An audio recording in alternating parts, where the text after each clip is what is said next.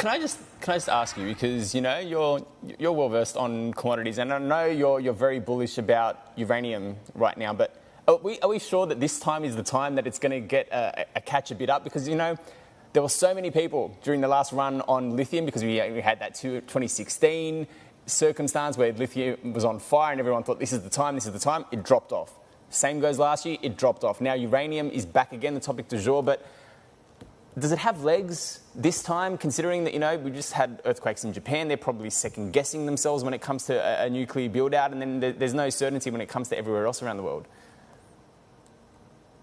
Yeah, I think this is the real deal, and it comes down to fundamentals. I mean, when you look at lithium, the spodumene price is almost back to where we were in the lows in 2020. So we've gone from, $500 odd to $6,000 back to $1,000, and seen that in the equity as well.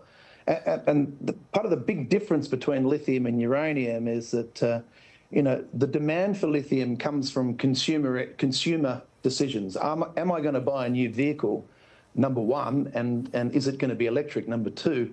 And we've had a lot of macro uncertainty, cost of living, inflation, what have you, so consumers aren't making that decision. And the lithium supply was reliant on future demand to be built. And we're seeing that with gigafactories being delayed in the United States, or their capacity being reduced.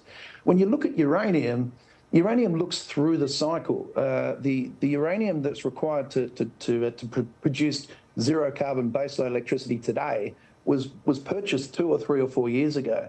So the purchasing for today is actually for 3 or 5 years' time.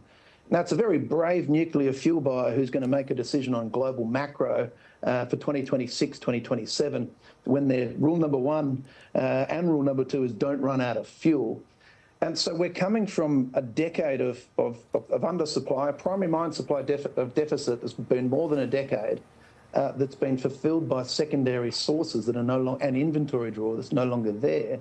Plus, we're in the middle of the biggest reactor build program in decades. We've got 60-odd reactors being built. China, India, UAE, Korea, there's a bunch of countries doing this, which just makes that deficit even bigger. So when people sort of say lithium went boom bust, uranium's going to do the same, I say, well, hang on, no, because uranium needs to solve for the current supply deficit, not future supply like lithium's trying to.